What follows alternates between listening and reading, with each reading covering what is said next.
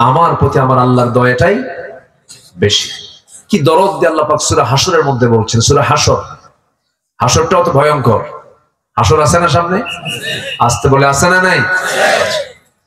আল্লাহ রাব্বুল আলামিন বলেন, ইয়া আইয়ুহাল্লাযীনা আমানু ইত্তাকুল্লাহা ওয়াল তানজুর নাফসুম মা قدمت لغد واتقوا الله إن الله خبير بما تعملون জোরে বলুন আল্লাহু আকবার। ঈমানদারেরা, তোমরা আমি আল্লাহকে ভয় করো।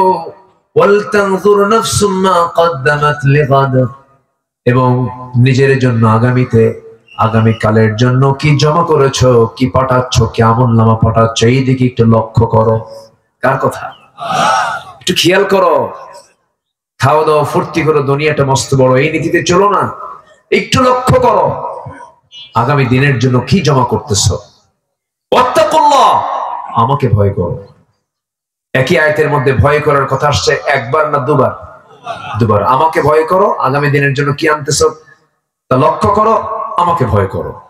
ইন্নাল্লাহা খাবীরুম বিমা তা'মালুন, তোমরা যা করো সব খবর কিন্তু আমি আল্লাহ আমার কাছে আছে। আল্লাহর কাছে যে খবর থাকে, বিশ্বাস যদি কোন বান্দার মধ্যে থাকে, সে কখনো জালিম হতে পারে না।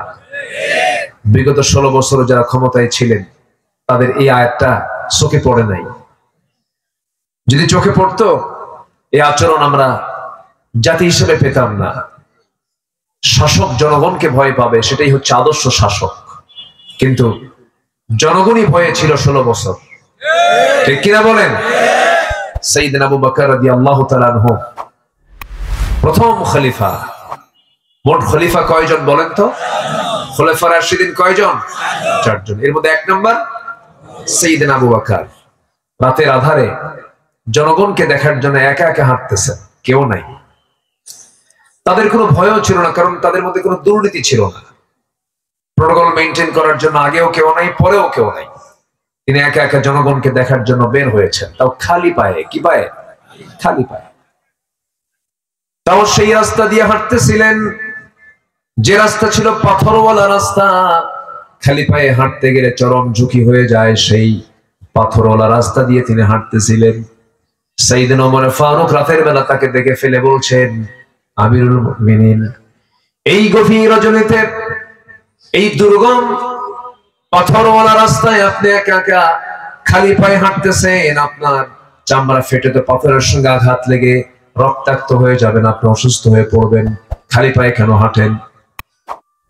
জবাবে তিনি বলছেন, ওমর, আমি যদি এই গভীর রাত্রিবেলা জুতা পায়ে হাঁটতে যাই, এই যে পাথর, এই পাথরের সঙ্গে জুতার একটা ধাক্কা লেগে যাবে, একটা আওয়াজ সৃষ্টি হবে।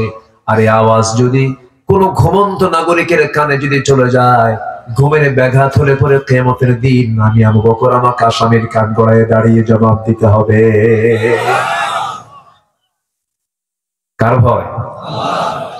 আর তারা জনগণকে কি সতর্ক রেখেছেন, জনগণের সাথে তাদের কি সম্পর্ক ছিল, জনগণকে তারা ভয় পেয়েছেন না, যিনি কোন জনগণ, কোন ব্যক্তি যেন আমার বিরুদ্ধে নালিশ দেয়, কোন ব্যক্তির জন্য নালিশ যেন না আসে আল্লাহর কাছে।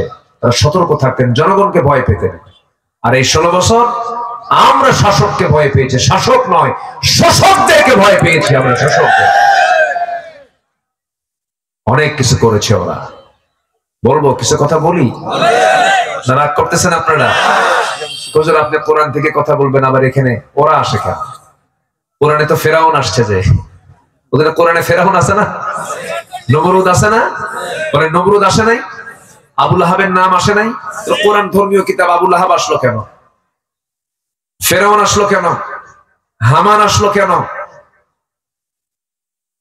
কারুন আসলো কেন? তাহলে এইগুলোর ব্যক্তির নাম আসা মানে কি? আল্লাহ পাক কোরআনেও এদের ব্যাপারে আলোচনা করেছেন। মাহফিলে ওই আবু লাহাবের উত্তরসূরিদের ব্যাপারে কথা বলতে হবে।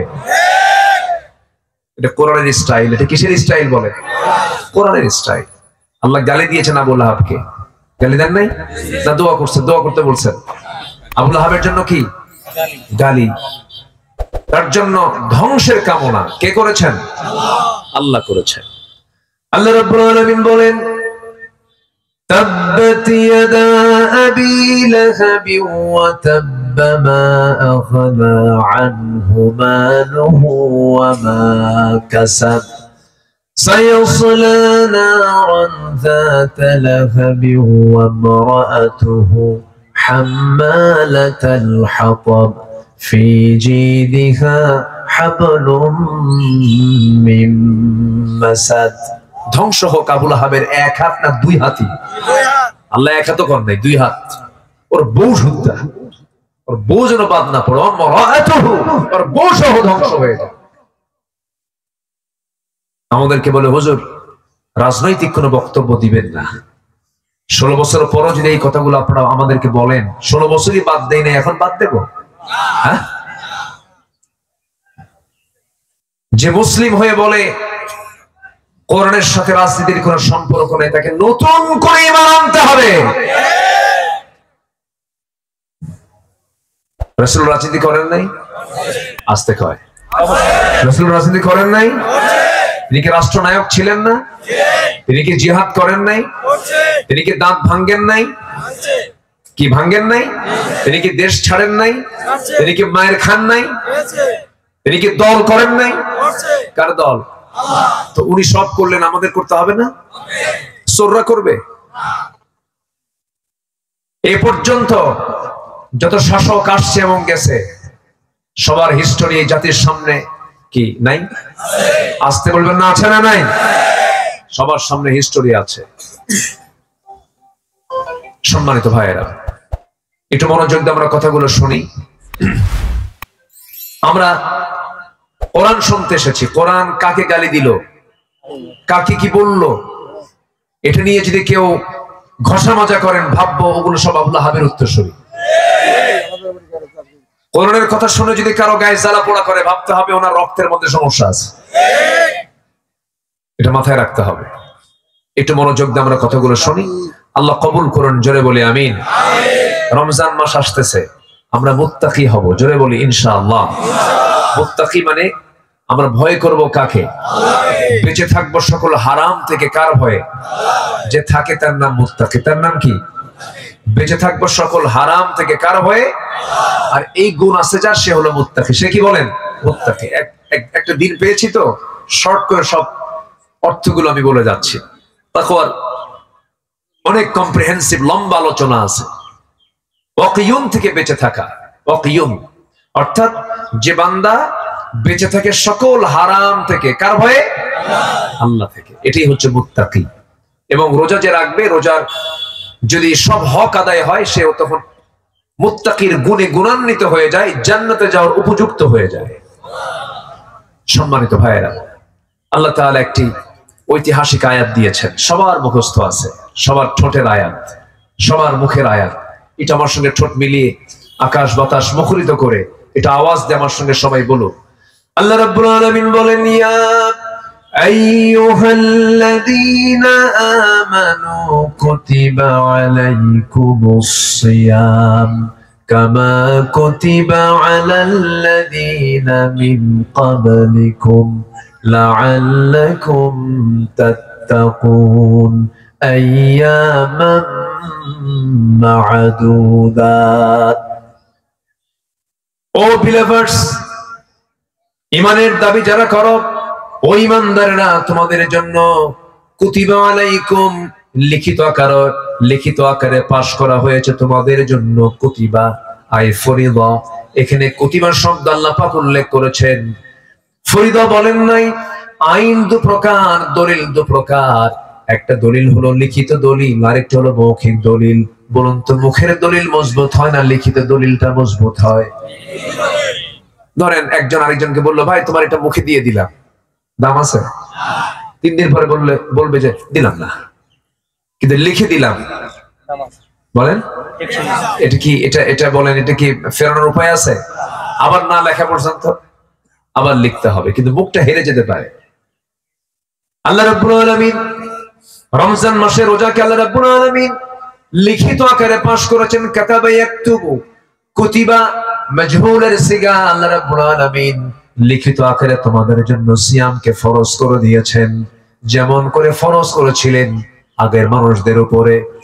দাউদ আলাইহিস সালাম রোজা রেখেছিলেন, তার রোজা ছিল এক সিস্টেম, একদিন ভাঙতেন একদিন রাখতেন, একদিন ভাঙতেন একদিন রাখতেন। এরকম করে যুগে যুগে যত মানুষ পৃথিবীতে আসছে সবাই রোজাদার ছিলেন।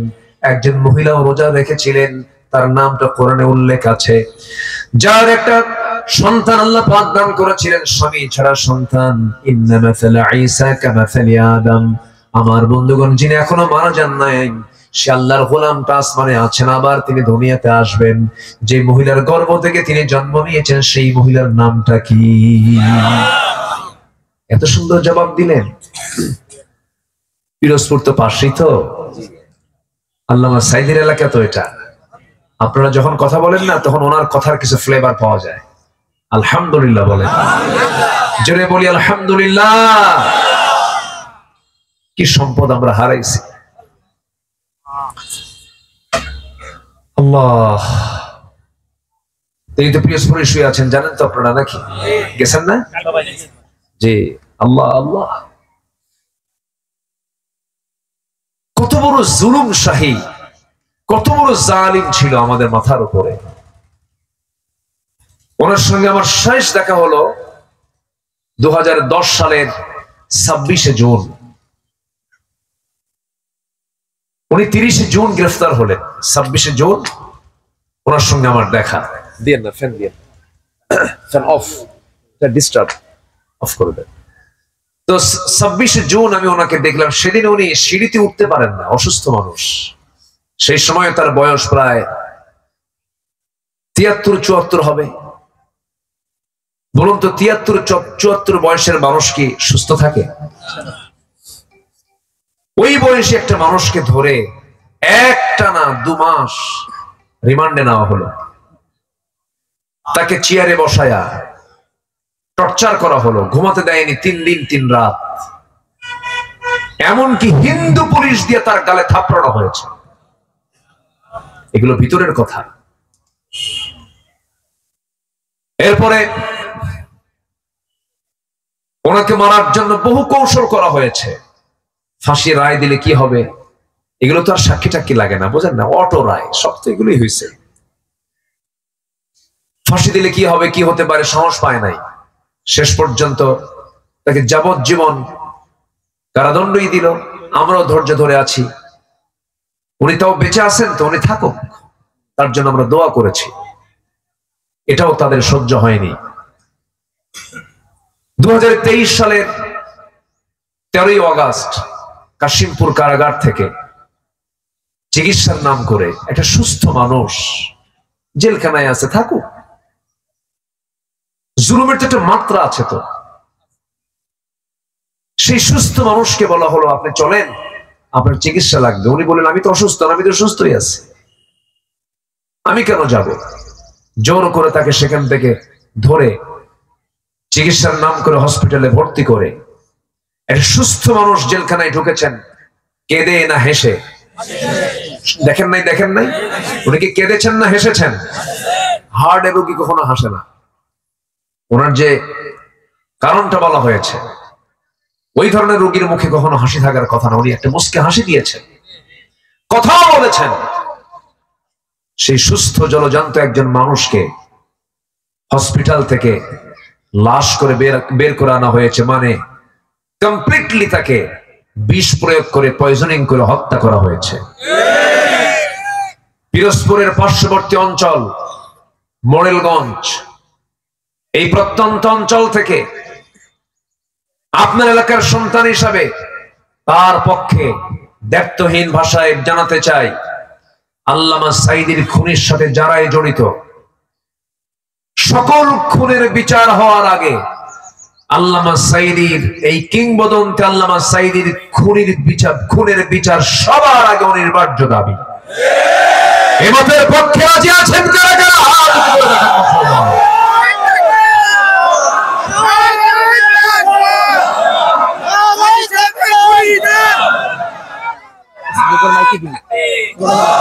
আল্লাহ কবুল করুন, জোরে বলি আমিন। কষ্ট পেলেন মনে হয়? আল্লামা সাঈদীর পক্ষে কথা বলতে দেয়নি আমাদের। কত মসজিদের ইমামের বেতন চাকরি চলে গেছে শুধু তার জন্য দোয়া করার জন্য। কত বড় জালিম হলে পরে ওই কমিটি আচরণ করতে পারে? ওগুলো কোনো কমিটি রাখবেন না। এই 16 বছর ওরা দখল করতে করতে কবরস্থান কমিটিও দখল করছে, মসজিদ কমিটি দখল করেছে। ঘাট ধাক্কা দিয়ে বের করে দিবেন বদমাইশদের, থাকার কোন অধিকার নাই তাদের। বহু কিছু করেছে ওরা। সম্মানিত ভাইয়েরা, সম্মানিত বন্ধুগণ, আমাদের প্রতিশোধ একটাই, সেটা হলো আমাদের এই যে খুন গুম গুলো করেছে, আলেমদেরকে হত্যা করেছে। আমার তো কোনো দোষ ছিল না। 2018 সালে মামলা তো শুরু হয়েছে 2000 সাল থেকে। 2000 সালে একটা মামলার আসামি ছিল। গদি নিরাপত্তা আইন, জননিরাপত্তা না, গদি নিরাপত্তা। মনে আছে কিনা অনেকে যারা মুরব্বী তাদের মনে থাকার কথা। 2018 সালে নির্বাচনের আগ দিয়ে আমাকে ধরা হলো। গোটা বাড়ি ঘেরাও করলো 250 পুলিশ নিয়ে। আমাকে বললো হুজুর থানায় চলেন। কেন? চা খাওয়ার দাওয়াত। তো বললাম 250 পুলিশ নিয়ে চা খাওয়ার দাওয়াত? এই মশা মারতে কামান দাগা, এটা কেমন কথা? চলে গেলাম, ওসি সাহেবের সামনে বসলাম। ওসি সাহেব আমার দেখে লজ্জা পাচ্ছে আর আমার দিকে তাকাতে পারছেন না, কষ্ট পাচ্ছেন। মানুষ তো বললাম ভাই ধরে আনলেন কেন? হুজুর আমার ইচ্ছা ছিল না, ইচ্ছার বিরুদ্ধ কাজ এটা, কি করবেন? চাকরি বাঁচান তো ফরজ। আমি বললাম ইমান বাঁচান তো নফল। আমরা বোবা হয়ে থাকবো, বোবা হয়ে থাকলেও কিন্তু অপরাধ এটা। আসতে কোন কেন? আসতে কোন কেন? পুলিশরা আমাদের জনগণের সেবা করতে পারেনি 16 বছর, কিন্তু সন্তানরা জীবন দিয়েছে। পুলিশের সন্তান জীবন দেয় নাই? দেয় না? জীবন দেয় নাই? পুলিশ লাশ নিয়ে বলে আমার সন্তানকে এত গুলি করার কি দরকার ছিল? এই জেগে ওঠা যদি আরেকটু জেগে উঠতাম, আমরা বাপেরা যদি একটু শক্ত হতাম, আমার সন্তান তো হাঁটতো না। সন্তানরা দেখলো না বাপেরা পারে না, আমরা রাস্তায় নামি। ওরা আমাদের চোখ খুলে দিয়েছে। আমাদের লজ্জা যদি থাকে, আমরা আর অন্যায়কে সমর্থন দিতে পারি না। কথা ক্লিয়ার? কথা ক্লিয়ার? সম্মানিত ভাইয়েরা, রমজান পেয়েছি, আমরা কাজে লাগাবো। জোরে বলি ইনশাআল্লাহ। গুণ অর্জন করবো, শুধু একটা লকব নিয়ে যাব, মুত্তাকি হব। কি হব বলেন তো? মুত্তাকি। সুন্দর এলাকার সুন্দর মানুষ আপনারা। সুন্দরবন তো পাশেই না, এই জন্য তো সুন্দর মানুষ। আলহামদুলিল্লাহ। আমি যখন গাড়ি নিয়ে ঢুকতেছিলাম মনে হলো কি জানেন, আমার দম আটকানো ছিল। এখানে এসে দম আমার কি হলো, দম ছাড়লাম আমি। মনে হয় ঢাকার বাতাস, ঢাকার হাওয়ার মধ্যে কত যে জীবাণু, কত যে প্রবলেম। এই দিকে ঢোকা মাত্রই মনে হলো যে কেমন একটা উন্মুক্ত বাতাস আমার গায়ে লাগতেছে। আলহামদুলিল্লাহ। বন না, পাশেই তো বন, অক্সিজেন তো এই জায়গায়, তাই না? এই তো পাশে। আলহামদুলিল্লাহ, আলহামদুলিল্লাহ বলেন। এত বরকতি এলাকার মানুষ আপনারা, আল্লাহ কবুল করেন। জোরে বলি আমিন। তো যে মহিলার পেটে আল্লাহ পাক ঈসাকে দিয়েছেন, সেই মহিলার নাম কি বলেন তো? মনে আছে আপনাদের? কি বলছি না? কি নাম? মারিয়াম। বাড়ি কোথায়? কি হয়তো অনেকে চিন্তা করতেছে হুজুর কোথায় বলি। বাগেরহাটের কোথাও না, এটা নিশ্চিত। বাগেরহাটে বহু মরিয়ম আছে, কিন্তু এই মরিয়ম কোরআনের মরিয়ম না, এটা হলো বাগেরহাটের মরিয়ম। এই মরিয়মের বাড়ি হলো ফিলিস্তিন, বাইতুল আকসা। যেরকম সুবহানাল্লাহ, বাইতুল আকসা, মসজিদুল আকসা। আল্লাহ পাক কোরআনে এই মসজিদের নাম দিয়েছেন কি? মসজিদুল আকসা। এই আশেপাশে তার বাড়ি ছিল। খুব সম্ভ্রান্ত ছিলেন, বংশীয় নারী ছিলেন। বাবা বড় আল্লাহওয়ালা ছিলেন। তার নামে কোরআনে কারীমে একটা সূরার নাম আছে। তার নাম তো আছে, বাপও আছে, বেটিও আছে। বাপও আছে, বেটিও আছে। বাপ হচ্ছে আলী ইমরান, মেয়ে হচ্ছে মারিয়াম। 2 সূরা আছে না নাই? বাপ বেটি দুইজনই 2 সূরা দখল। বলি আলহামদুলিল্লাহ। কি দাম আল্লাহ পাক দিয়েছেন। বাপ বেটি, বেটি বলে না, এলাকে কি বলে? বেটি বলে। হ্যাঁ না, অন্য কিছু আছে মনে হয়। আর ছেলেটা কি কয়? গেদু। গেদু কই কয়? গেদু এটা তো, ও আচ্ছা, বরিশালে কয় গেদু, ঠিক আছে না, এরকম একটা টান মারে। সিরাজগঞ্জের মানুষ আবার বলে গেদা গেদি, সিলেটে বলে পোয়া পুরি, চট্টগ্রাম বলে হলো মরদ পোয়া। ছেলেকে কি বলে? মরদ। মরদ বুঝতেছেন তো? মরদ হচ্ছে উর্দু থেকে আসছে, মানে মিক্স। তো আমাদের ভাষার মধ্যে অনেক মিক্স আছে, ভাষাগুলো অনেক সুন্দর। আপনাদের বলি আলহামদুলিল্লাহ। বাপ এবং বেটি, বাবা মেয়ে দুজনের নামে আল্লাহ পাক কোরআনে কারীমের দুটো সূরার নাম অন্তর্ভুক্ত করেছেন। এমনি এমনি নয়, অনেক কারণ আছে। অনেক কারণ আছে না নাই? এই মারিয়াম আলাইহিস সালাম তিনি নিজে রোজা ছিলেন। রোজা রাখার একটা বিশাল প্রেক্ষাপট, যেহেতু রোজা তো সামনে, একটু বলি আমার ভাইয়েরা, মারিয়ামের রোজা কিন্তু আমার আপনার মতো রোজা ছিল না। তিনি কি রোজা রেখেছেন? আল্লাহ রাব্বুল আলামিন বলেন, ক্বালাত ইন্নী নাযারতু লিররহমানি সাওমা। তিনি রোজা রেখেছিলেন। কি রোজা? যখন তাকে ওই বাইতুল আকসা থেকে যখন বের করে দেওয়া হলো, পেটে সন্তান চলে এসেছে, 10 মাস বয়স হয়ে যাবে, 6 মাসের মাথায় সবাই তাকে ধরে ফেললার প্রশ্ন করলো, মারিয়াম, স্বামী নাই, সন্তান পেটে কেমনে আসলো? কার সঙ্গে জিনা করেছ? সেই সময়ে মহিলার মারিয়াম আলাইহিস সালামের দায়িত্বে ছিলেন আল্লাহর পয়গম্বর যাকারিয়া আলাইহিস সালাতু ওয়াস সালাম, ওয়াকাফালাহা যাকারিয়া। কিন্তু সবাই তাকে বলে ফেললো, মারিয়াম, তোমার সঙ্গে এই অপকর্মগুলো কে করেছে? তিনি বলছেন, আল্লাহর কসম করে বলি, আল্লাহ পাক আমাকে পিতৃহীন স্বামী ছাড়া সন্তান তিনি দিয়েছেন। কেউ বিশ্বাস করলো না। শেষ পর্যন্ত রক্তাক্ত করে বাইতুল আকসা থেকে তাকে বের করে দেওয়া হলো। ওইদিকে যাকারিয়া আলাইহিস সালাতু ওয়াস সালাম যেহেতু তার দায়িত্বে ছিলেন, তারা খাবার দাবার গুলো আনা নেওয়া করতেন, তার ঘরে তিনিই ঢুকতেন, খাবারগুলো সেবাগুলো করতেন। মারিয়াম তেমন একজন নারীর নাম যিনি দুনিয়াতে বসে জান্নাতের খাবারগুলো বসে বসে খেয়েছেন। আন্না লাকি হাদা ইয়া মারিয়াম, হে মারিয়াম, এই সমস্ত খাবারগুলো তুমি কোথায় পেলে? তোমার জন্য 3 দিন আমি খাবারের জবাব দিতে পারি নাই। তিনি বলছেন, ক্বালাত হুয়া মিন ইনদিল্লাহ, আল্লাহর পক্ষ থেকে আল্লাহ পাক আমাকে জান্নাতের খাবারগুলো দিয়েছে। এই মারিয়ামকে ঘাড় ধাক্কা দিয়ে বের করে দেওয়া হলো। যেদিকে চোখ দেয় সেই দিকে রওনা দিলেন। এইদিকে যাকারিয়া আলাইহিস সালাতু ওয়াস সালামকে তারা জিনার মামলা দিয়া অভিযুক্ত করে, অপরাধী করে, করাত দিয়ে চিরে তাকে 2 টুকরা করে শহীদ করে দেওয়া হলো। একজন নবীকে যদি জিনার অভিযোগে অভিযুক্ত করে যদি শহীদ করে দেওয়া হয়, এমন জাতীয় অভিযুক্ত আলেমদের বিরুদ্ধে হতে পারে, এটা অস্বাভাবিক না স্বাভাবিক? অস্বাভাবিক না স্বাভাবিক? হতেই পারে। হয়েছিল 16 বছর ধরে অনেক কিছুই করেছিল। আল্লামা সাইদি নাকি ধর্ষণ করেছিল, এরকম অনেক কিছু বলছে না ওরা। আল্লাহ, ওরা চেয়েছিল আলেমদেরকে বেইজ্জত করতে, আল্লাহ ওদেরকে ন্যাংটা করে বিদায় করে দিয়েছে, একদম ন্যাংটা করে দিয়েছেন, জাতির সামনে উলঙ্গ করেছে।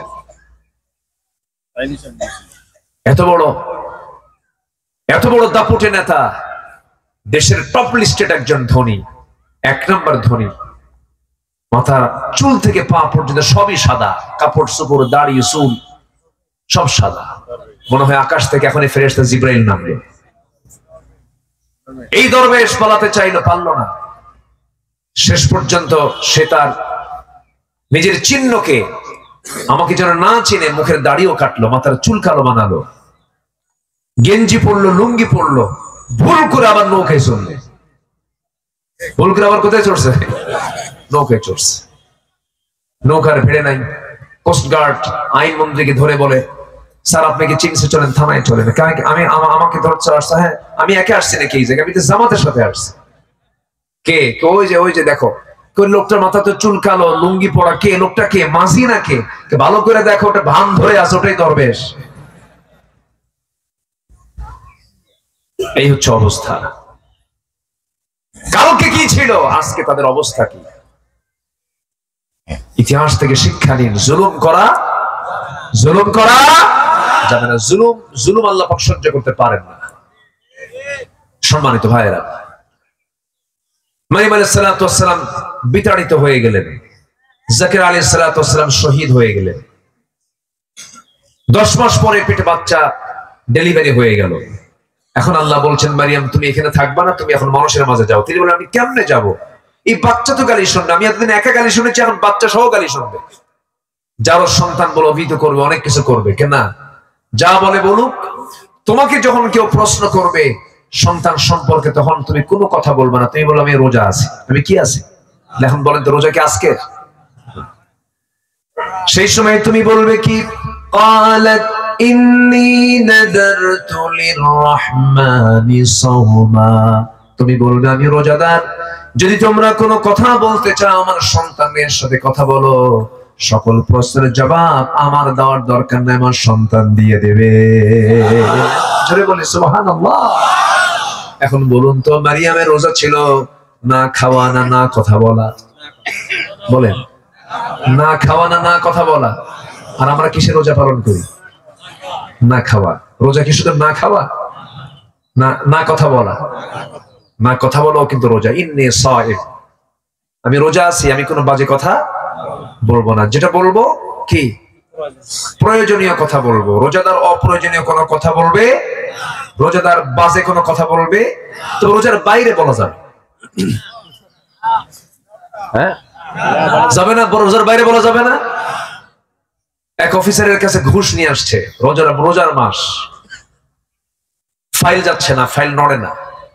বললো, স্যার ফাইল তো নড়তেছে না, আমি নড়ার জন্য ব্যবস্থা করছি, তো সিগনেচার দিয়ে দেন, এই যে কিছু ঘুষ নিয়ে আসছি। এখন অফিসার বলে, লা হাওলা ওয়ালা কুওয়াতা ইল্লা বিল্লাহ, আমি তো রোজা আছি, আমি ওদিকে তাকাবোই না। অতএব তুমি যেহেতু নিয়ে আসছো, আমি চোখ বন্ধ করলাম, পকেটের মধ্যে ঢুকায় দাও, সন্ধ্যার পর ইফতার করে দেখে নেব। কি কথা কি বুঝতেছেন? এরকম চেতনার কিছু লোক আছে না নাই বলেন তো? আচ্ছা, মিথ্যা কথা কি রোজার মধ্যে শুধু হারাম না সবসময় হারাম? বাজে কথা শুধু রোজার মধ্যে হারাম না সবসময়ের জন্য হারাম? তাহলে আল্লাহ তাআলা শুধু কি না খেতে বলেছেন না না কথা বলতে বলেছেন? মারিয়ামের রোজা কি ছিল? না কথা বলা। আমি কোনো কথা বলবো না, তোমরা আমার সন্তানকে প্রশ্ন করো সব। এবার বলছে মারিয়াম ছিল আধা পাগলি, এখন হয়ে গেছে পুরা পাগলি। কারণ এই দোলনায় থাকে 3 দিনের বাচ্চা, কেমন করে কথা বলবে? মারিয়াম মনে হয় পাগল হয়ে গেছে। একজন হেওয়া করে, ইনসাল করে, নখ উঁচু করে বলছে, ও দোলনায় থাকে নবজাতক, তোর মা তোর সঙ্গে কথা বলতে বলে, তোর পরিচয়টা কি? এবার কোরআন জবাব দিচ্ছে, কোরআনে আসছে, ওই সন্তান জবাব দিচ্ছেন, ক্বালা ইন্নী আবদুল্লাহ আতানিয়াল কিতাব ওয়া জাআলানি নাবিয়্যা। জোরে বলুন আল্লাহু আকবার। আমি হলাম আল্লাহর গোলাম, আল্লাহ পাক আমাকে ইনজিল কিতাব দান করেছেন, আর আল্লাহ পাক আমাকে নবী করে এই দুনিয়াতে পাঠিয়েছেন। আমি তোমাদের নবী। আর খবরদার খবরদার, এই মহিলা কিন্তু একজন নবীর মা। সুবহানাল্লাহ। কয়দিন বয়স? মাত্র 3 দিন। এই পৃথিবীতে দোলনায় থেকে কথা বলা নবজাতকের সংখ্যা হলো 3 জন। কয়জন? 3 জন। এর মধ্যে একজন কে? বলেন কে? কোন নবী? কোন নবী? অন্য কোন নবী জানতেন না শিশু অবস্থায় আমি আল্লাহর নবী হব, আমি আল্লাহর নবী। কিন্তু ঈসা আলাইহিস সালাম তিনি জানতেন জন্ম থেকে আমি আল্লাহর নবী। ইন্নী আব্দুল্লাহ আতানিয়াল কিতাব ওয়া জাআলানি নবিয়্যা। আল্লাহ পাক আমাকে নবী করে দুনিয়াতে পাঠিয়েছেন। কি সম্মান আল্লাহ পাক এই পয়গম্বরকে দান করেছেন। তিনি আবারও আসবেন, তিনি আবারও আসবেন, মোকাবেলা করবেন দাজ্জালকে, মোকাবেলা করবেন আখিরি জামানায়। শেষ সময় এসে তিনি সমস্ত শিরককে উৎখাত করবেন। তিনি আবার আসবেন, তিনি আছেন। কিন্তু খ্রিস্টানরা কি তা কয়? খ্রিস্টানরা কি কয়? ক্রুশ মেরে ফেলা হয়েছে, ওমা কাতালা, ওরা তাকে নিহত করতে পারেনি। তিনি চলে গেছেন আল্লাহর হুকুমে, আসমানে আছেন, তিনি আবারও আসবেন। আবার এই ঈসা সম্পর্কে খ্রিস্টানদের ধারণা হলো ঈসা হলো আল্লাহর বেটা। যেরকম নাউযুবিল্লাহ, আল্লাহর কোন ছেলে সন্তান থাকতে পারে? আল্লাহর কোন পরিবার থাকতে পারে? ঈসাকে আল্লাহর ছেলে বলে মারিয়ামকে আল্লাহর বউ চালায় দেয়। যেরকম নাউযুবিল্লাহ। ওদের ঈমান আছে না গেছে? ওদের ঈমান আছে। কোরআন বলে দিচ্ছে, ওরা কি বলে? وقالت اليهود عزير ابن الله وقالت النصارى المسيح ابن الله ذلك قولهم بأفواههم ইহুদিরা বলে উযাইর হলো আল্লাহর ছেলে, আর নাসারা যারা খ্রিস্টান যারা তারা বলে ঈসা হলো আল্লাহর ছেলে। এগুলো তাদের শুধু মুখরোচক কথা, কিন্তু তা না। আমার সঙ্গে আওয়াজ দিয়ে সবাই বলুন কুল হুয়াল্লাহু আহাদ। বলেন কুল হুয়াল্লাহু আহাদুল্লাহুস সামাদ লাম ইয়ালিদ ওয়া লাম ইউলাদ ওয়া লাম ইয়াকুল লাহু কুফুয়ান আহাদ। আল্লাহ দুই না এক, আল্লাহ পরনির্ভর না, আল্লাহ স্বনির্ভর। আল্লাহ কাউকে জন্ম দেন নাই, কারো থেকে জন্ম হয়ে আসেন নাই, তার সমকক্ষ পৃথিবীতে কেউ নাই। আমার আল্লাহ আল্লাহ, তার সমকক্ষ পৃথিবীতে কেউ হতে পারে? আল্লাহু লা ইলাহা ইল্লা হুয়াল হাইয়ুল কাইয়্যুম লা তা'খুযুহু সিনাতুন ওয়া লা নাওম। আমার আল্লাহ চিরঞ্জীব, চিরস্থায়ী। আল্লাহ তো ঘুম তো দূরের কথা, তন্দ্রা পর্যন্ত যাকে স্পর্শ করে না। একদিন মুসা বলছেন আল্লাহকে, আল্লাহ একটা প্রশ্ন করে। কি প্রশ্ন? আল্লাহ তুমি কি ঘুমাও না? আল্লাহ বলে মুসারে আমি কি ঘুমাবো? ঘুমালে কি কেউ থাকবে নাকি? আল্লাহ আমার তো ঘুম না পারলে চোখ জ্বলে, ব্রেন কাজ করে না। আল্লাহ বলেন মুসা আমি ঘুমাই কি ঘুমাই না, আমি তোমাকে একটা দায়িত্ব দিচ্ছি। দায়িত্ব দেওয়া হলো কাঁচের গ্লাস ধরতে বলা হলো, কাঁচের গ্লাসে পানি তুমি ধরে রাখো। কাঁচের গ্লাস তিনি ধরে আছেন, মনটা খারাপ করে বলছেন আল্লাহ এটা কোনো কাজ হলো না, কাকে ধরো? ধরেছেন গ্লাস, দিয়েছেন ঘুম। ঘুম যখন কোনো বান্দার ভিতরে চলে আসে, হাতে থাকা কোনো বস্তু থাকে নাকি? বলেন থাকে না। গ্লাস গেছে পড়ে, বলে ফেলছেন ইন্না লিল্লাহ। আল্লাহ বলছেন গ্লাসটা পড়লো কেন? আল্লাহ দোষ তো তোমার, কেন ধরতে দিছো আমারে, আবার ঘুম দিলা কেন? আল্লাহু আকবার বলবেন। তুমি ধরতে দিলা, তুমি আবার ঘুম দিলা, এটা কি আমার দোষ? উনি এরকম করে মজা করে আল্লাহর সঙ্গে কথা বলতেন। উনি ছিলেন ওয়াকাল্লামাল্লাহু মূসা তাকলিমা, কাল্লামাল্লাহ, তিনি আল্লাহর সঙ্গে ডাইরেক্ট কথা বলতেন। ফেরেশতা আল্লাহ পাক তার কাছে পাঠাতেন না সহজে, কারণ ওনার রাগ ছিল খুব বেশি। রাগের ঠেলায় চুলগুলো খাড়া হয়ে টুপি ভেদ করে বের হয়ে যেত। খুব চটাল নবী ছিলেন। কোন নবী এরকম প্রশ্ন করেন নাই যে প্রশ্ন মুসা ইসলাম করেছেন। একদিন বলছেন আল্লাহ আমি তোমাকে একটু দেখতে চাই। আল্লাহ বললেন তুমি আমাকে দেখতে পারবা না তো। লান তারানি, লান এখানে আলেম ওলামা আছেন, এই শব্দটার প্রয়োগ করার পরে আর কোনো কথাই থাকে না। এরপরে মুসা বলতেছেন দেখবো, আমি তোমাকে দেখবো। আল্লাহ বলেন ঠিক আছে মুসা তুমি জিদ ধরছো তো, তুর পাহাড়ে আসো। তুর পাহাড়ের নাম নেওয়া মাত্রই উনি মুসকে মুসকে হাসতেছেন। আল্লাহ বলেন মুসা হাসো কেন? আল্লাহ আশেপাশে এত পাহাড়ের নাম, কোন পাহাড়ের নাম নিলে না, তুমি তুর পাহাড়ের নাম নিলে। এত 800 মাইল দূরে, ভাবছো মুসা যাবে না? মুসা শেষরা, তাও যাবে। আল্লাহু আকবার বলেন, চলে যাবে। মুসা ইসলাম তিনি ঘুমিয়ে গেছেন, জীবনে গেছেন। গ্লাস হাতে ছিল, গ্লাস গেছে পড়ে। আচ্ছা মানুষ যে ঘুমায়, এই ঘুমটা মানুষের চোখে না কানে? ভালো করে বলবেন, বলেন চোখে না কানে? সব জায়গায় না, যে কোনো একটা জায়গায় হবে। কোরআন বলে দিয়েছে কানে, কি সুন্দর করে বলেছেন কানে। মেডিকেল সায়েন্স বলছে কানে। ওই যে আসহাবে কাহফের সদস্য মণ্ডলী, আসহাবে কাহফের যে সদস্য মণ্ডলী যাদের সাথে একটা কুকুর ছিল, সূরাতুল কাহফ, আন্না আসহাবাল কাহফি ওয়ার রাকিমি কানু মিন আয়াতিনা আজাবা। ওই আসহাবে কাহফের সদস্য মণ্ডলীকে আল্লাহ রাব্বুল আলামিন যে ঘুম দিয়েছিলেন কয়শো বছর? 309। হ্যাঁ, ওয়াজদাদু 309 বছর। এই যে ঘুমটা ছিল, এই ঘুমটা তাদের আল্লাহ রাব্বুল আলামিন কোথায় দিয়েছিলেন? ফাদারাবনা আলা আযানিহিম ফিল কাহফি সিনিনা আদাদা। আলা আযানিহিম, আমি আল্লাহ তাআলা তাদের কানের উপরে ঘুম দিয়েছিলাম। জোরে বলুন সুবহানাল্লাহ। ঘুম কোথায় হয়? কানে। তাহলে মেডিকেল সায়েন্স কোরআনে আছে না নাই? কোরআনে কি নাই ভাই? কোরআনে কি নাই? এই লোহাও আছে, লোহা, যে লোহা, লোহাটাও আছে। লোহা নামে একটা সূরা আছে। আমার কথা মনে অসন্তুষ্ট হচ্ছেন নাকি আপনি? সূরাতুল হাদিদ মানে কি? লোহা, আয়রন। এই লোহা নিয়ে কথা আছে। তাহলে কোরআন যদি শুধু ধর্মের কিতাব হয়, লোহা আসবে কেন?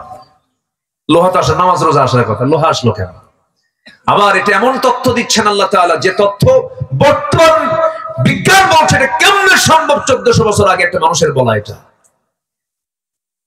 আচ্ছা লোহা বানায় কারা বলেন? লোহা কোথায় তৈরি হয়?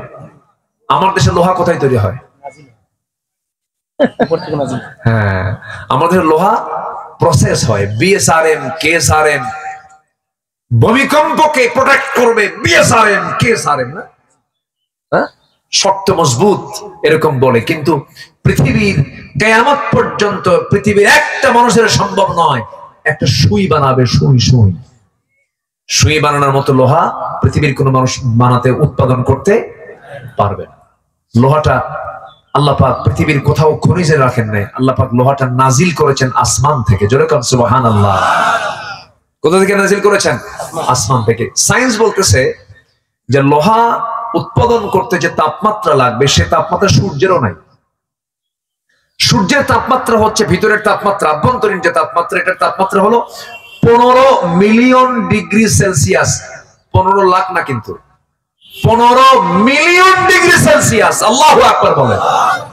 আমরা এখন আছি হলো 27 ডিগ্রি 28 ডিগ্রি সেলসিয়াস তাপমাত্রা আমরা আছি। তাহলে এখন বলেন ওই সূর্যের ক্ষমতা নাই যে লোহা বানাবে ওই তাপমাত্রায়, তাহলে পৃথিবীর কোথাও কি লোহা উৎপাদন করা সম্ভব? আচ্ছা, তাহলে এখন লোহাটা আসলো কোন জায়গা থেকে বলেন?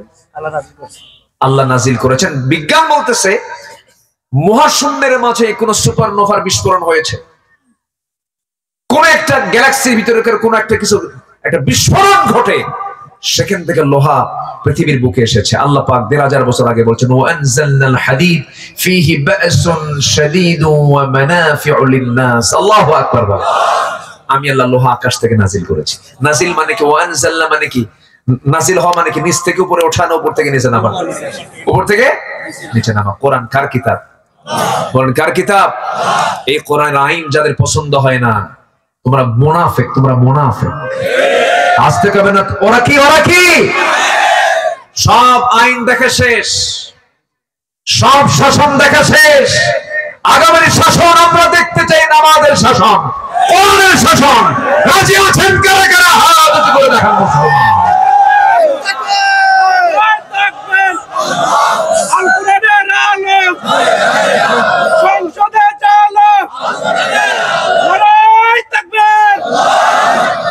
আল্লাহ কবুল করুন। জোরে বলি আমিন, জোরে বলি আমিন। তাহলে কোরআন শুধু এক জায়গায় থাকবে না, সব জায়গায় থাকবে। কোরআনের হক হলো এক জায়গায় থাকে না, সব জায়গায় থাকা। কোরআন কি সব জায়গায় কাজ করতে পারবে না? কোরআন এমন একটি কিতাবের নাম যা দোলনা থেকে, যা রান্নাঘর থেকে রাষ্ট্র পর্যন্ত চলতে পারে। এটাকে যে অবহেলার চোখে দেখবে, ভাববে যে কোরআন চলতে পারে না, ওর নতুন করে ঈমান আনতে হবে। উদখুলু ফিস সিলমি কাফা। ইসলাম মানার শর্ত হলো আংশিক না পুরোপুরি। আফাতুমিনুনা বিবাদিল কিতাব ওয়া তাকফুরুনা বিবাদ। কিতাবের কিছু অংশ মানবে, কিছু অংশ মানবে না। খিসিয়ুন ফিল হায়াতিদ দুনিয়া। দুনিয়ার জীবনে লাঞ্ছিত হবে। আমরা লাঞ্ছিত হচ্ছে এর মূল কারণ হলো কিছু মানি আর কিছু মানি না। মন মতো গ্রহণ করি আর যেটা মনের মতে যায় না সেটাকে প্রত্যাখ্যান করি। কপালে দুঃখ। কপালে কি দুঃখ? এটা কার কথা? কপালে যে দুঃখ হবে এই আচরণ করলে, এটা কে বলেছেন? ইল্লা খিজিয়ুন ফিল হায়াতিদ দুনিয়া। এটা কে বলেছেন? আল্লাহ বলেছেন। কোরআনটাকে আমরা সব জায়গায় কি দেখতে চাই? সবাইকে দেখতে চাই। দেখেন কোরআন, আপনি যদি রাষ্ট্রীয় পর্যায়ে যদি কোরআন না আসে, আপনি ইসলামকে মানতে চাইলেও মানতে পারবেন না। আপনি মাহফিলে আসছেন, রাস্তায় চলেছেন, বাম দিকে না ডান দিকে? বলেন বাম দিক দিয়ে আসছেন না ডান দিক দিয়ে আসছেন? আচ্ছা, আপনি তো বড় পিসাব মানুষ, আপনি ডান দিকে চলতে পারেন না? আপনি তো বড় দরবার আছে, আপনি ডান দিকে চলবেন? বিশাল দরবার আপনি চালান আপনি ডান দিকে, আপনি কি টিকবেন না মামলা খাবেন? আজ থেকে টিকবেন না মামলা খাবেন? তাহলে এই দেশে যদি আপনি আল্লাহর আইনকে মানতে চান তাহলে কি খেতে হবে? কি খেতে হবে? মামলা খেতে হবে। আপনি ডান দিকে চলতে পারবেন না। তাহলে আপনি ইসলাম যদি মানতে চান পুরোপুরি, তাহলে ইসলাম থেকে যাওয়া দরকার ব্যক্তিগত জীবনে শুধু না, রাষ্ট্রীয় জীবনে যাওয়া দরকার। রমজান আসতেছে সামনে। রমজান মাসে মোড়েলগঞ্জের কোন হোটেল মনে হয় বন্ধ থাকে না নাকি? নাকি বন্ধ থাকে না খোলা থাকে? কেমন খোলা থাকে? দুপুরবেলা খোলা থাকে, লেখা থাকে বিশেষ দ্রষ্টব্য, ভিতরে পর্দা সহিত খাওয়ানোর ব্যবস্থা আছে। আলহামদুলিল্লাহ। দেখছেন আলহামদুলিল্লাহ কইছে একজন কে জানো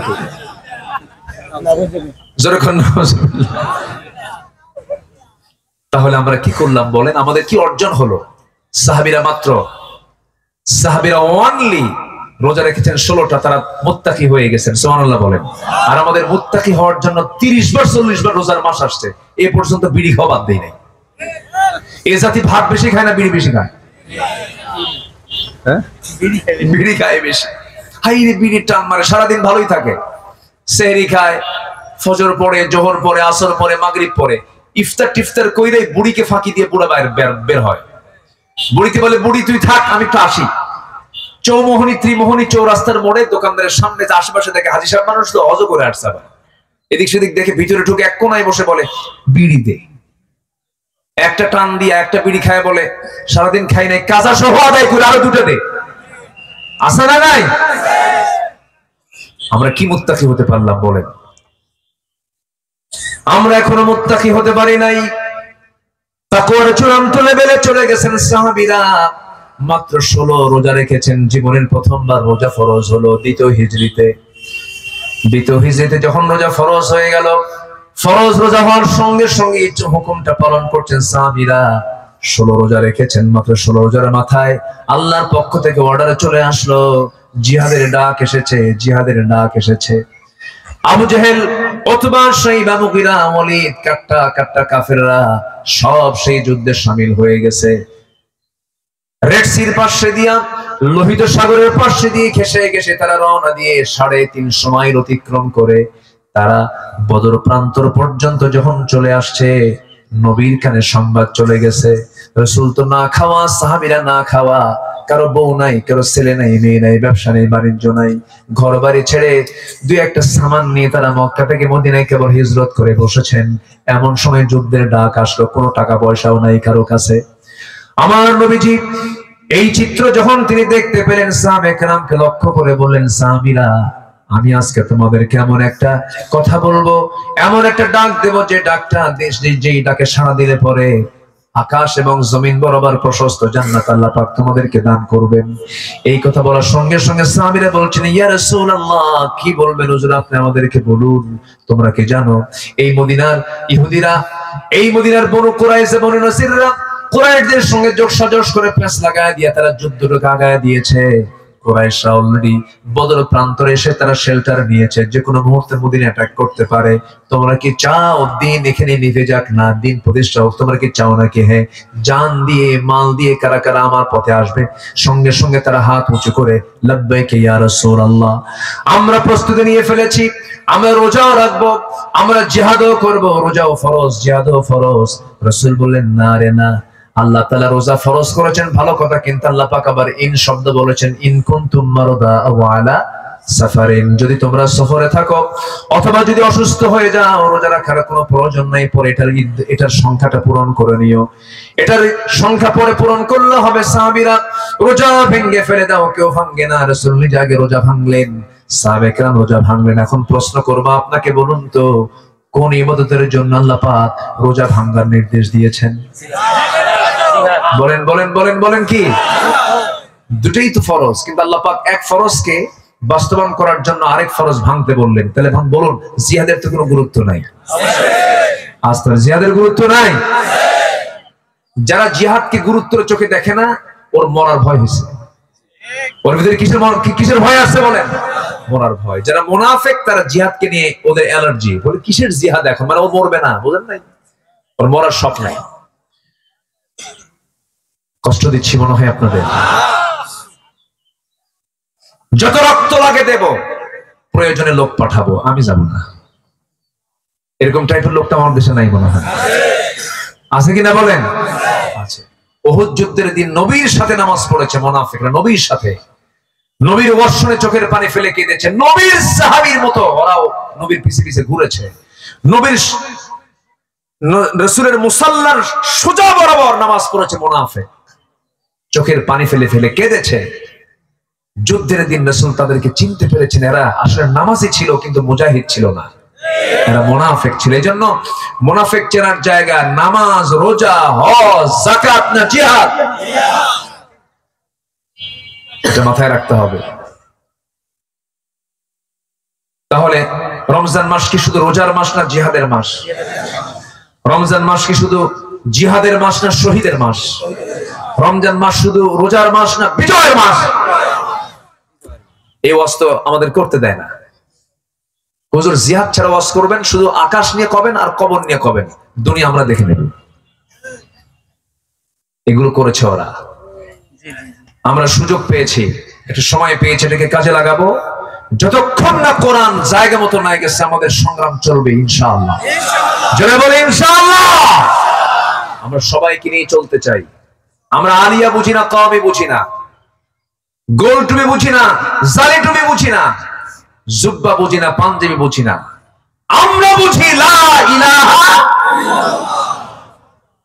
এক কালিমায় বিশ্বাসী হয়ে, ইব্রাহিমের সন্তান হয়ে, বিশ্বনবীর উম্মত হয়ে সামনের দিকে এগিয়ে যাব। কোন ফিতনা না সৃষ্টি করে, নিজের দরবারকে প্রাধান্য দিতে গিয়ে ভ্রাতৃত্ব নষ্ট করে আমরা ঈমানকে, ইসলামকে পিছিয়ে নেব না। আমরা ঈমান ইসলামকে সামনের দিকে বেগবান করব। জোরে বলি ইনশাআল্লাহ। আল্লাহ কবুল করুন। জোরে বলি আমিন। আমাদের হৃদয় হতে হবে আকাশের মতো উদার। আজকে মুসলমানদের বিজয় চলে আসতো শুধু মুসলমানদের ফেরকাবাজির জন্য আজকে এই অবস্থা। আমাদের এক হওয়ার দরকার আছে না নাই? মারামারি লাগে হলো হাত বাঁধা নিয়ে, নাভিতে হাত বাঁধবো না বুকে হাত বাঁধবো, এটা নিয়ে মারামারি, অথচ এটা কোনো সাবজেক্টই না। আমি গেছি মক্কায়, নামাজ পড়তেছে মক্কায়, ইমামের পিছনে নামাজ পড়ি, আমার সাথে আরো কিছু লোকজন ছিলেন। তো এক নাইজেরিয়ান কালো কুসকুসে মানুষ, ওরা তো হাঁটার সময় হুঁশ নাই, ওদের গুতা মেরে চলে যায়। মানে আমরা দুজন হাতে গল্প করতেছি, নাইজেরিয়ান একটা লোক এই দিক দিয়ে ঢুকে, দুজন এই চলে যায়। মানে এরা এক টাইপের মানুষ, বুঝলেন, মানে বিচিত্র মানুষ। এরকম করে আমাদের মধ্যে একটা গুতা মেরে সে নামাজে দাঁড়ায় গেছে। আল্লাহু আকবার বলে হাত আর বাঁধে নাই, নাভিতেও নাই, বুকেও না, হাত ছেড়ে দেওয়া। নামাজ শেষেই আমার সাথে যে এক সফর সঙ্গী ছিল, প্রথমবার গেছে, সে আমাকে আম মানুষ, আমাকে বলতেছে হুজুর এটা কেমন কথা, এই আবার কি নামাজ পড়লো, হাত বাঁধলই না। বললাম তুই ফতুয়া দেওয়ার কে এখানে? এখানে মুফতি নাই? এখানে কত বড় বড় গ্রাম মুফতি আছে, প্রত্যেকটা জায়গায় তারা ঘোরাঘুরি করতেছে, দেখতেছে কার সে কে কি করে। তোর ভুল হলে তো তারাই এসে ধরতো, তুই এত কথা বলিস। আমার দেশে শুধু ভুল ধরার তারা থাকে, আছে না নাই বলেন তো? আছে না নাই? বললাম চুপ থাকো, ওই যে হাত যে ছাড়ছে এটাও নিয়ম। হাত বাঁধলেও সমস্যা নেই, বুকে বাঁধলেও, হাত ছেড়ে দিলেও সমস্যা নেই, অথচ সেই সমস্যাটাকে আমরা বড় সমস্যা বানায় ফেলি। কেন আমরা কেন এগুলো করি? এক বেচারি বলছে যে নাভিতে হাত বাঁধা যাবে না হারাম, আরেকজন বলছে বুকে হাত বাঁধা যাবে না হারাম।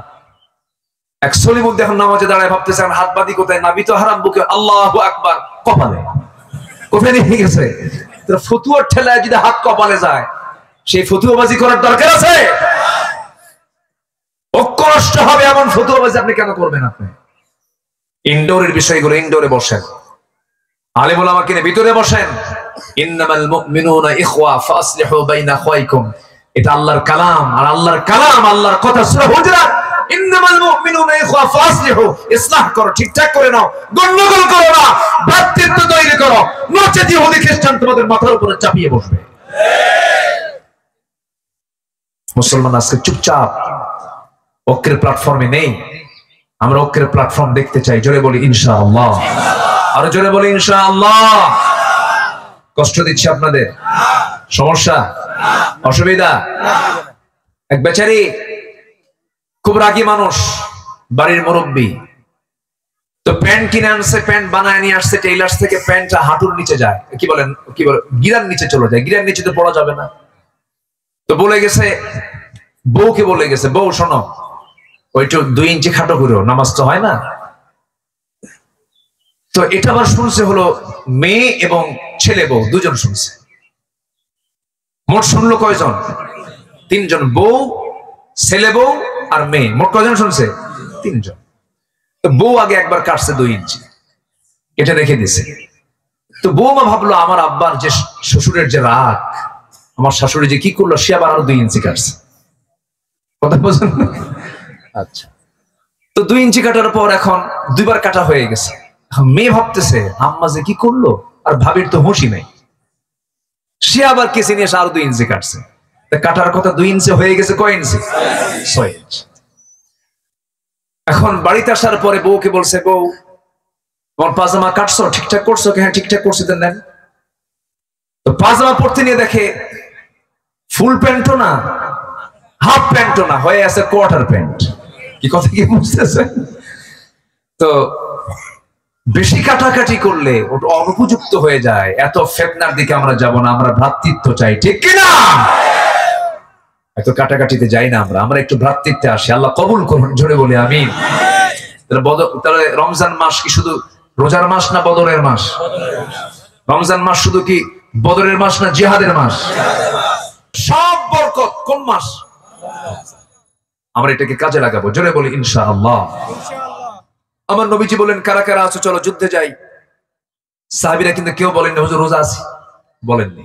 বলেছেন হুজুর সমস্যায় আছি, কেবল আসলাম মক্কা থেকে, আপনি এখনই যুদ্ধে যেতে বলেন, পারবো না। রাসূল বললেন, শোনো, যুদ্ধে তো যাবাই ভালো বলতেছো, কিন্তু যুদ্ধে গেলে কিন্তু বাবার সঙ্গে দেখা হবে, ভাইয়ের সঙ্গে দেখা হবে, ছেলের সাথে দেখা হবে, বংশের আত্মীয় স্বজন কিন্তু সামনে চোখে পড়বে। যুদ্ধ করতে পারবা তো? কুল ইন কানা আবাউকুম ওয়া আবনাউকুম ওয়া আজওয়াজুকুম ওয়া আশীরাতুকুম। এই আয়াতটা আল্লাহ পাক রাসূলকে বললেন, হে রাসূল আপনি বলুন, এই আয়াতটা বলে দিন, সকল কিছুর চাইতে আহাব্বা ইলাইকুম মিনাল্লাহি ওয়া রাসূলিহি ওয়া জিহাদিন ফি সাবিলিহি। সম্মানিত ভাইয়েরা, সাহাবীরা বললেন, ইয়া রাসূলুল্লাহ, শুধু আমি আমার জীবন না, সকল জীবনের চাইতে আমি আপনাকে বেশি ভালোবাসি, আল্লাহকে ভালোবাসি। তাকওয়া অর্জন হয়ে গেছে, 16টা রোজা রাখছেন তারা। আমার রাসূল যুদ্ধের ডাক দিলেন, তরবারি নাই, ঘোড়া নাই, খেজুর গাছের ডাল কেটে দিলেন। আফরার ছেলে, মদিনার আফরার দুটো ছেলে, ছোট্ট ছোট্ট দুটো বাচ্চা, আস্তে আস্তে করে ছোট ছোট পা হেঁটে হেঁটে নবীর সামনে এসে বলছে, হুজুর একটা কথা বলবো কি আমরা? বলো বাবা, কি বলবা? শুনলাম নাকি যোদ্ধার সংখ্যা নাকি কম হয়েছে, আপনি যোদ্ধা খুঁজে পাচ্ছেন না, মুজাহিদ পাচ্ছেন না, আমাদেরকে একটু কাজে লাগানো যায় কি? সুবহানাল্লাহ বলবেন? তোমরা কি করবা? আমরা একটু যুদ্ধে যাব। কেন? তোমাদের মতলব কি? কি যুদ্ধ করবা বলো? আবু জেহেলকে খাইয়া ফেলাম। আল্লাহু আকবার। মানুষ ছোট কিন্তু টার্গেট বড়। আরেকজন মা আসছে নবীর কাছে। কে আসছে? এক সন্তানের মা আসছে। সন্তানের বয়স 1.5 বছর। কয় বছর? 1.5 বছর। 1.5 বছরের ছোট্ট বাচ্চা নিয়ে নবীর সামনে এসে বলে, হুজুর আমার স্বামীও নাই, আমার বড় সন্তানটাও না, আমি তো মহিলা, আমার এই 1.5 বছরের সন্তানটা আপনার হাতে দিলাম, ঢাল বানায় নিয়ে, ঢাল বানায় নিয়ে। কোন মাসে বলেন? কোন মাসে বলেন? রমজান মাসে। আমার নবীজি বললেন, সাহাবী, আল্লাহ তোমার হৃদয়ের এই চাওয়াটাকে আল্লাহ পাক কবুল করে দেন। সন্তানটা কোলে নিয়ে আবার তাকে ফেরত দিলেন, যাও, পাঠায় দিলেন। আমার নবীজি ছোট্ট 2টা বাচ্চাকে কাছে পেলেন, কাছে পেয়ে বলছেন, তোমাদেরকে পারমিশন দেব কেমনে? তোমরা তো ছোট মানুষ।